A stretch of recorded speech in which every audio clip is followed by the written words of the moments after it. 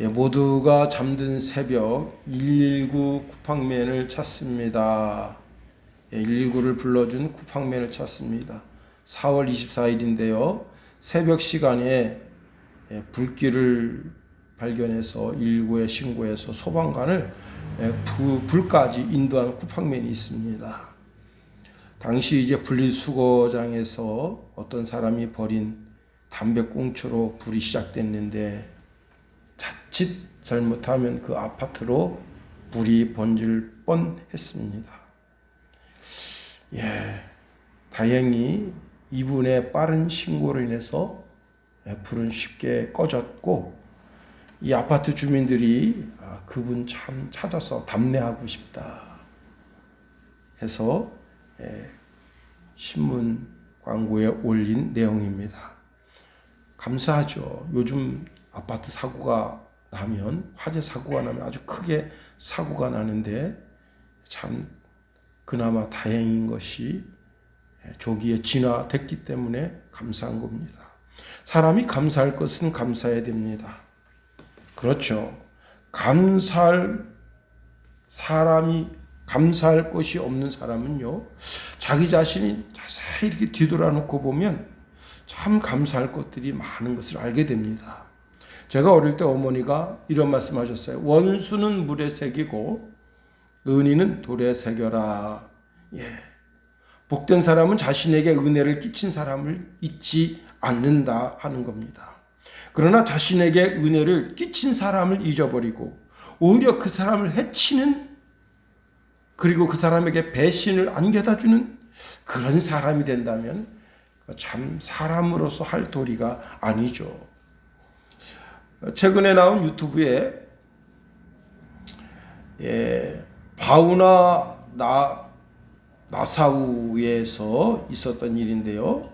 상어 다이빙 퍼스트 레이디로 크리스티나 제나토라고 하는 여성이 있는데 25년 동안 상어 그 입에 껴있는 바늘을 빼줬대요. 그랬더니 신기한 일이 생겼는데 그 상어가 자기 친구들을 수십 마리를 몰고 온 거예요. 그리고 이 친구들도 좀 봐달라 해서 그 친구들을 이제 이렇게 낚싯바늘 껴있는 거. 근데 낚싯바늘이 굉장히 큽니다. 아주 큰 건 제 손보다 더 커요. 그런 것이 볼타구리에 껴있어서 죽을 때까지 고생하는 거 아니에요. 그래서 그 상어를 고쳐줍니다. 자, 우리는요, 하나님께로부터 감사하라는 명령을 받고 있습니다. 역대상 16장 34절에 보니까 여호와께 감사하라. 그는 선하시며 그 인자하심이 영원함이로다 말씀합니다.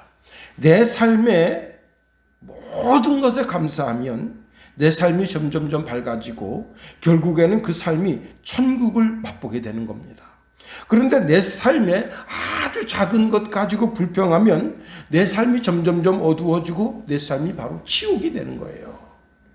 천국은 멀리 있는 것이 아닙니다. 누가복음 17장에 바리새인이 예수님께 물었습니다. 하나님의 나라는 어느 때 임합니까? 그랬대 예수님께서 하시는 말씀이 하나님의 나라는 볼 수 있게 임하는 것이 아니요 또 여기 있다 저기 있다고도 못하리니 하나님의 나라는 너희 안에 있느니라. 너희 안에 천국이 이루어졌다 말씀해 주셨습니다. 내 인생 뒤돌아놓고 보세요. 인생에 아주 고마운 분들, 특히 부모님이 참 고맙죠. 핏덩이로 태어났습니다. 태어났다고 기뻐해주고 젖주고 기저귀 갈아주고 반 설쳐가면서 오늘의 내가 있게 한 게 바로 부모님입니다. 어릴 땐 어머니의 사랑이 아주 분명했습니다. 날마다 때마다 식사를 제공해 주시고 제일 좋아하는 고등어 사다 놓고 자식 먹이시겠다고 냉장고 깊숙이 넣어놨다가 아들이 이제 토요일날 시골집에 들어오면 그 생선을 구워서 내시는 그 어머니의 사랑, 그 사랑을 어떻게 측량할 수 있겠어요? 4월 13일 날 이제 우리가 노예를 했는데요. 3부 순서로 목회자 세미나를 했습니다. 이 목사님은 우리나라에서 날고 긴다고 하는 그런 교회에서 부목사 생활을 하셨습니다. 명성교회에서 부목사 생활을 거의 7, 8년 하시고 주안장로교회에서 7, 8년 하셨습니다.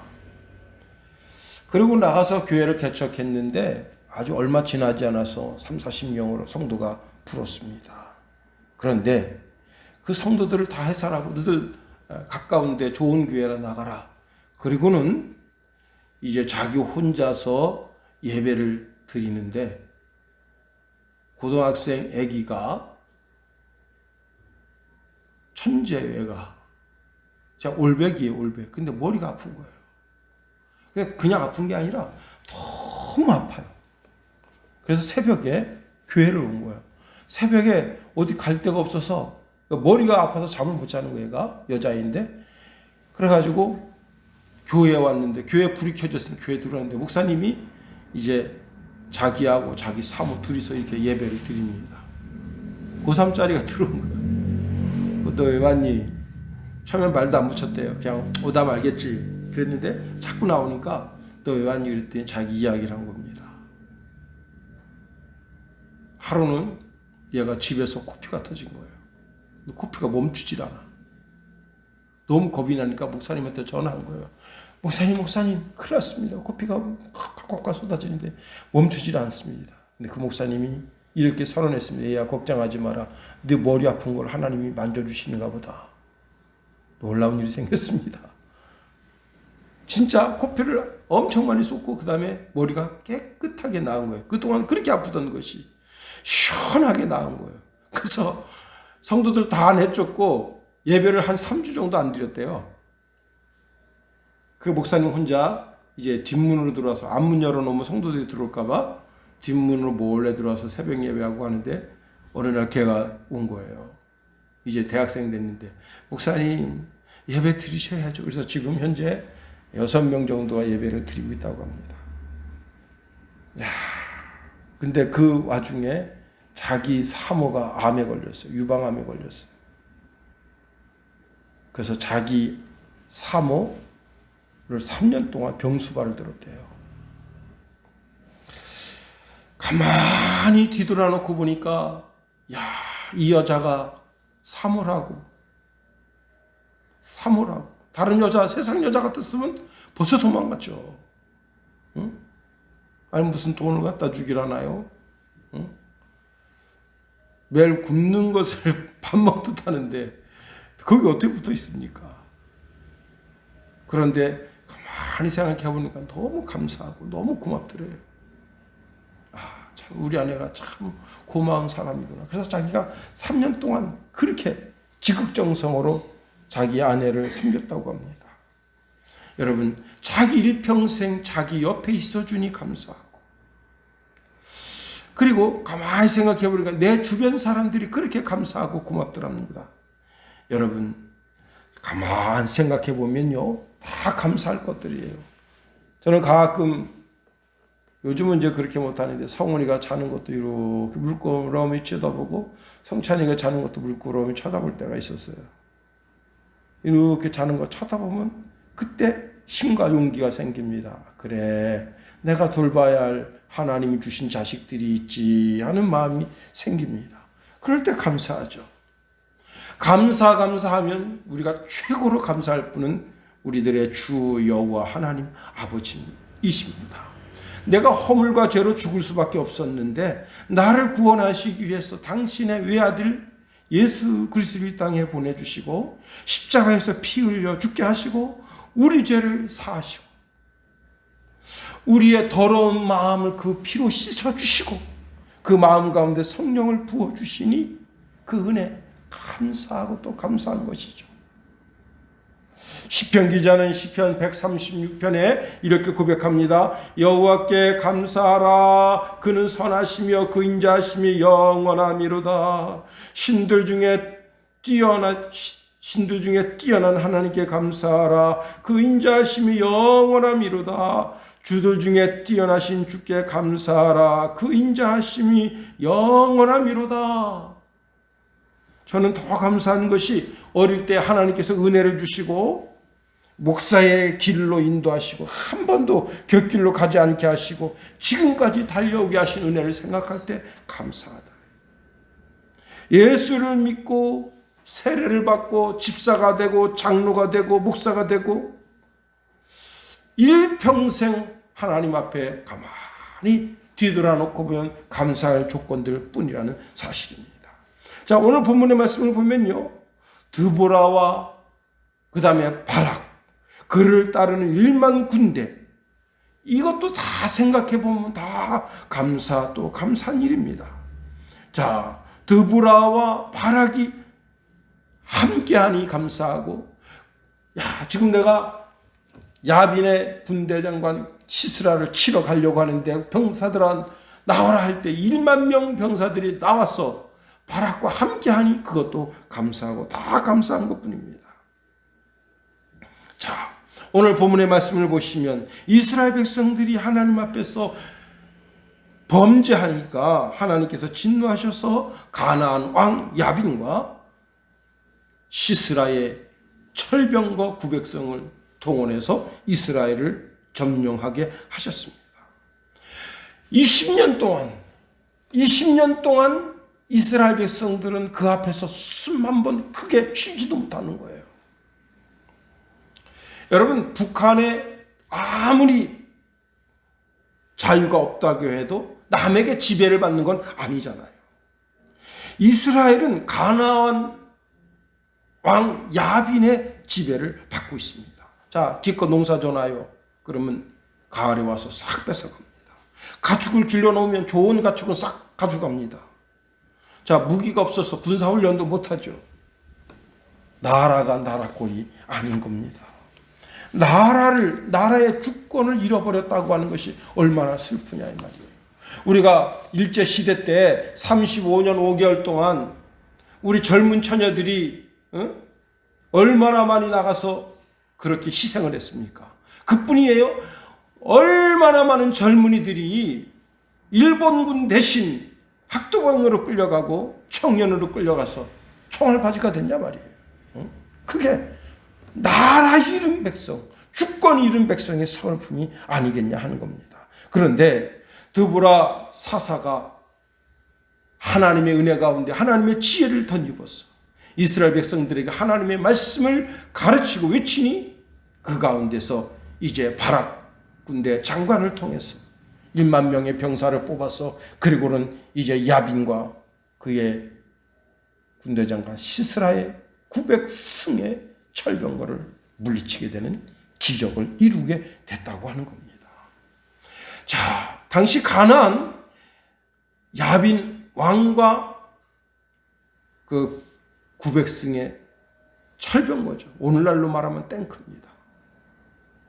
그들을 하나님께서 기슭강으로 내모시고 그리고 거기서 사사기 5장에 보면 기적 같은 일이 생기는데요. 비가 오고 그리고는 이제 지진이 나고 흔들어 버리면서 그것도 물이 범람하게 돼요. 기슭강이. 그래가지고 거기에 물이 범람하게 되니까 땅이 굉장히 부드러워집니다. 비가 안 오면 땅이 딱딱해지는데 비가 오고 난 후에는 땅이 흐물흐물해. 그 철병과 거기 확 빠져버린 거예요. 바퀴가. 그러니 이스라엘 군대가 가서 그들을 다 죽이게 되고 대승을 하게 된 겁니다. 여러분, 그날 승리를 주시니 감사하고 시편 119편 17절 18절 말씀해 보니까 하나님이여 주의 생각이 내게 어찌 그리 보배로우신지요 그 수가 어찌 그리 많으신지요 내가 세려고 할지라도 그 수가 모래보다 많도소이다. 내가 깰 때에 여전히 주와 함께 있나이다. 나는 단 하나만 생각합니다. 이거 어떻게 하지? 내가 내 능력으로 안 되는데, 내 힘으로 안 되는데. 그러나 하나님은 모래알보다도 많은 방법을 가지고 계시다. 시편 40편 5절 말씀해 보니까 여호와 나의 하나님이여 주께서 행하신 기적이 많고 우리를 향하신 주의 생각도 많아. 누구도 주와 견줄 수가 없나이다. 내가 널리 알려 말하고자 하나 너무 많아. 그 수를 셀 수 없나이다. 하나님께는 우리 인생들이 생각하지 못한 수많은 방법들이 있다는 거예요. 여러분, 누가 나를 배반해 보세요. 나를 다시 얼굴 안 볼 사람처럼 아주 그냥 그렇게 대합니다. 그런데 하나님은 내가 다시는 하나님 얼굴 안 볼 사람처럼 그렇게 하나님 앞에서 배신하고 하나님의 마음을 긁고 하나님의 마음에다가 큰 대못을 박아도 하나님은 여전히 나를 버리지 못하십니다. 나를 포기하지 못하셔요. 왜? 그분은 나의 영의 아버지이시기 때문에 그렇습니다. 이스라엘 백성들이 하나님 앞에서 아주 몹쓸 짓을 해요. 하나님이 뻔히 보시는데도 죄악을 저지릅니다.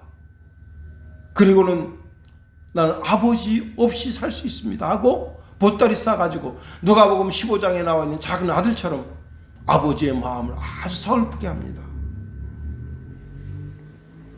그럼에도 불구하고 계속해서 선지자들을 보내서 그들을 얘들아 너희들이 회개하고 하나님께로 돌아오라고 끊임없이 선지자를 보내시는 분이 우리 하나님이시다.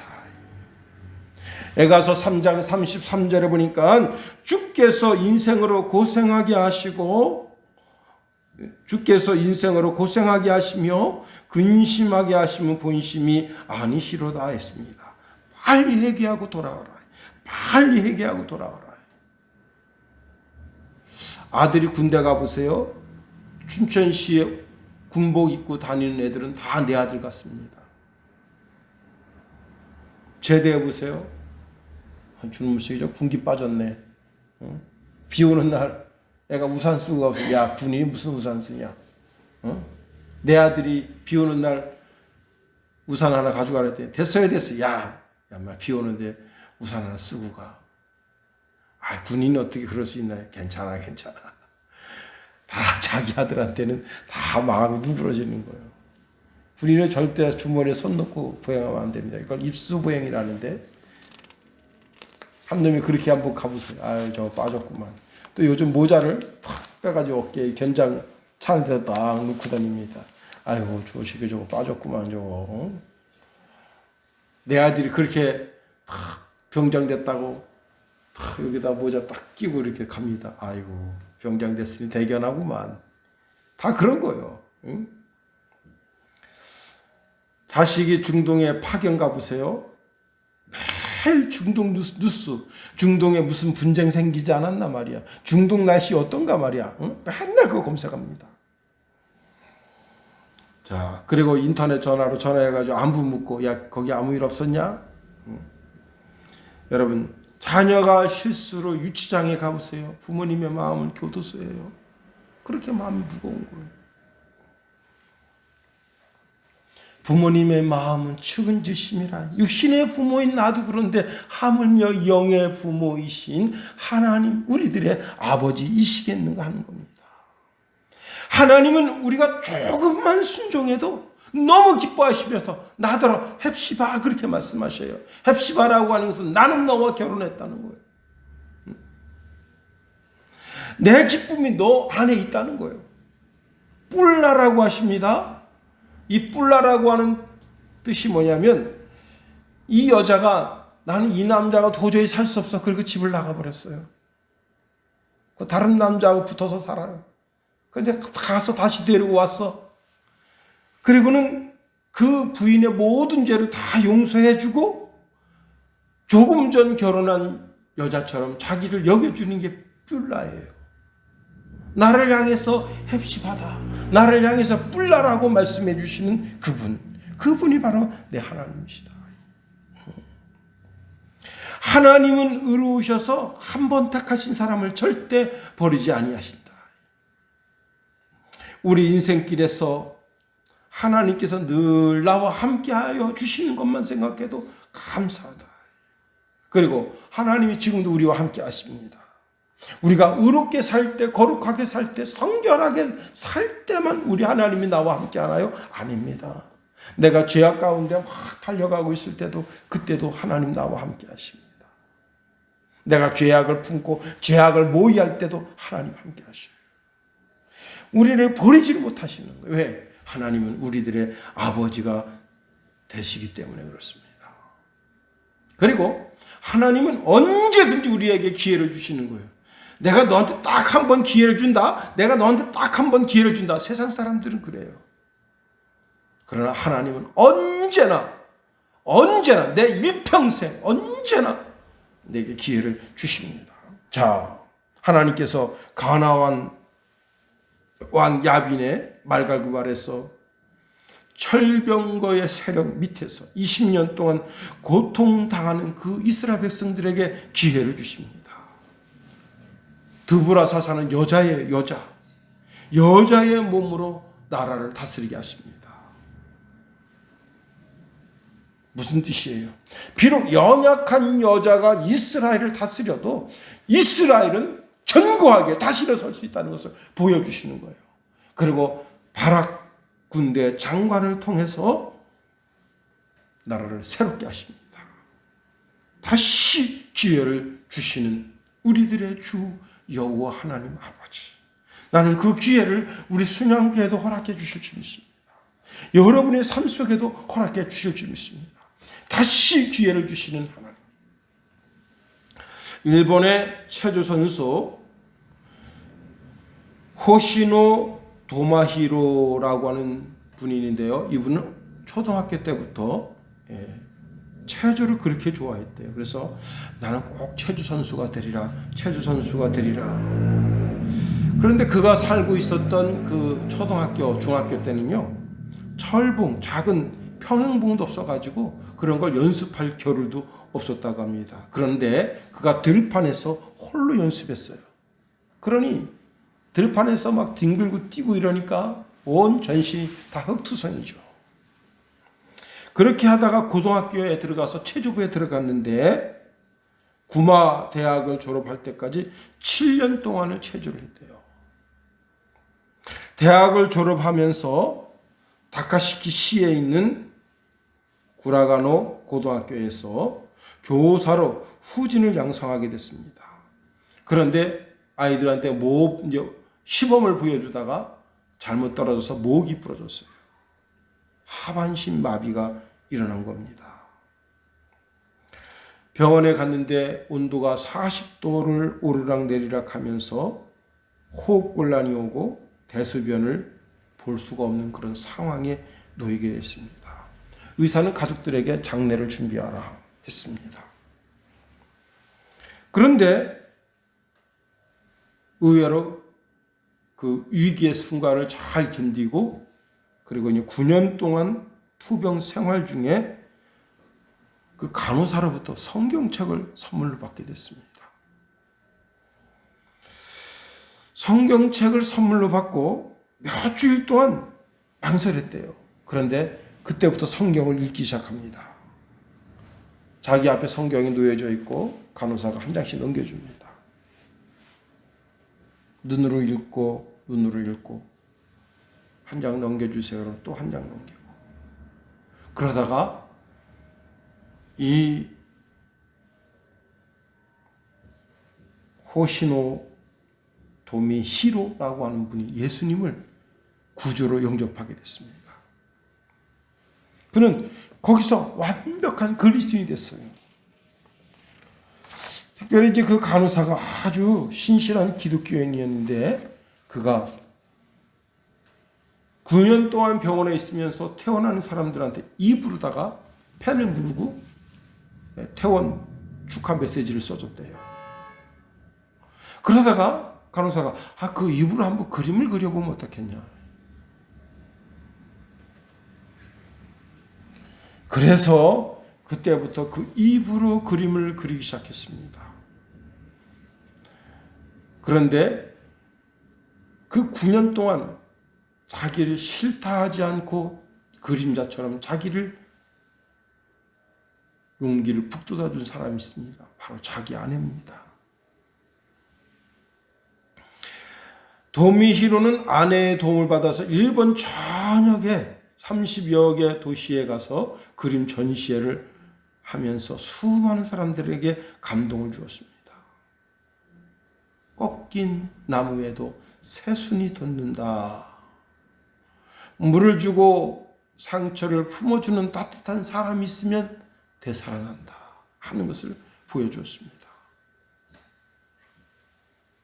다시 기회를 얻은 거예요. 이사야서 42장 3절 4절에 보니까 상한 갈대를 꺾지 아니하며 꺼져가는 등불을 끄지 아니하고 진실로 정의를 시행할 것이며 그는 쇠하지 아니하고 낙담하지 아니하고 세상에 정의를 세우게 이르리니 섬들이 그 교훈을 앙망하리라. 그렇습니다. 하나님은 다시 기회를 주십니다. 또 기회를 주십니다. 그 일평생에 수도 없이 기회를 주십니다. 야곱 보세요. 야곱은 그가 한 거짓 행위 때문에 아버지 집에서 쫓겨나갑니다. 3일 길을 갔습니다. 아무도 없어요.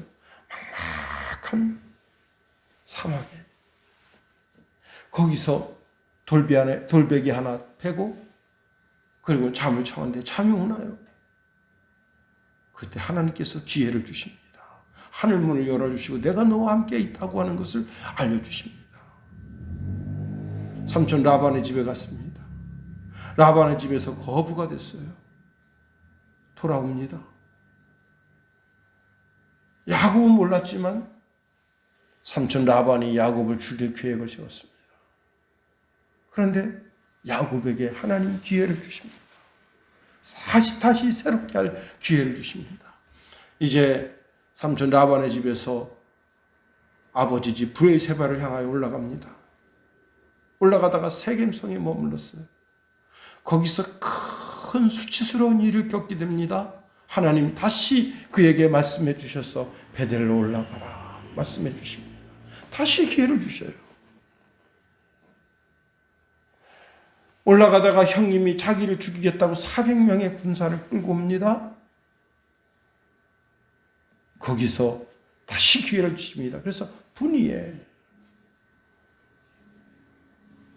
하나님은 언제든지 기회를 우리에게 허락하신다. 한 번이 아닙니다. 계속해서 우리가 회개하고 하나님 앞에 무릎을 들이면 기회를 주십니다. 베드로 보세요. 베드로는 주님이 뻔히 보는 앞에서 3번이나 모른다고 부인했습니다. 부활의 아침에 세 여자가 무덤에 가서 예수님 부활했다. 그 소식을 들었어요. 그리고 그도 달려가서 무덤을 굽히려 보고 과연 그런가 그렇지 않은가 살펴봤어요. 그런데 예수님 앞에 다시 설 용기가 없어. 왜? 예수님 뻔히 본 그 앞에서 3번이나 예수님 모른다고 저주했으니 용기가 없는 거예요. 그래서 제자들한테 얘들아 난 갈릴리로 내 집으로 가련다. 그리고 내려간 겁니다. 근데 예수님 막달라 마리아에게 뭐라고 말씀하셨는 줄 알아요? 내가 그 제자들보다의 제자들의 핵심이 누구예요? 베드로입니다.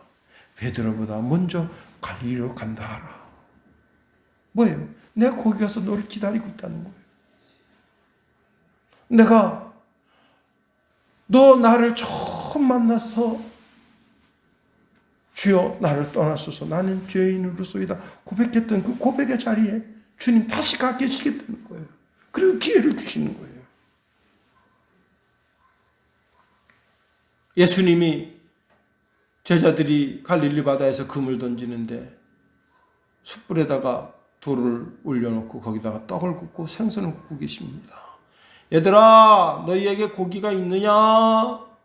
없습니다. 밤새 수고했지만 잡은 게 없습니다.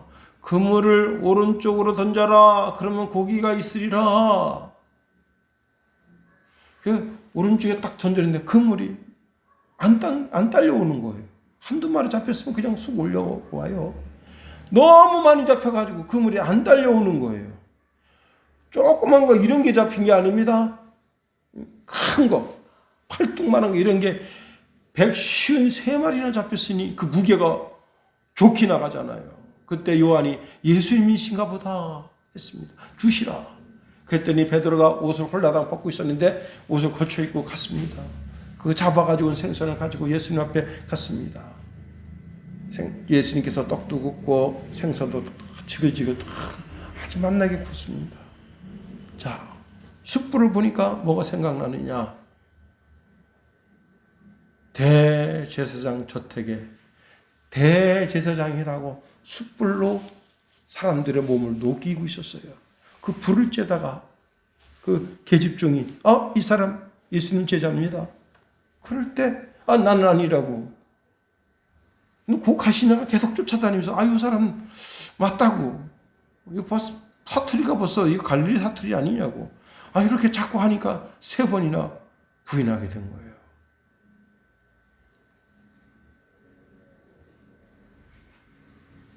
그 숯불에 지글지글 생선을 굽고 떡을 구워주시면서 입에다 쏙쏙 넣어주십니다. 그리고는 베드로에게 물어보셨어요. 내가 나를 사랑하느냐?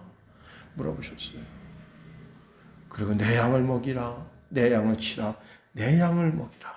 다시 기회를 주시는 거예요. 이스라엘 백성들 깊은 절망 가운데 하나님께 부르짖어 기도할 때 다시 기회를 주시는 거예요. 여러분, 그 기회를 잡아야 됩니다. 그런데 하나님은 언제든지 우리에게 기회를 주셔요. 우리가 하나님을 부를 때 기회를 주십니다. 주의 이름을 부르는 자는 기회를 잡고 있는 자예요. 그러니 딸이 시집가서 참 시집살이에 힘들고 어려운 고통 속에 친정집에 갑니다.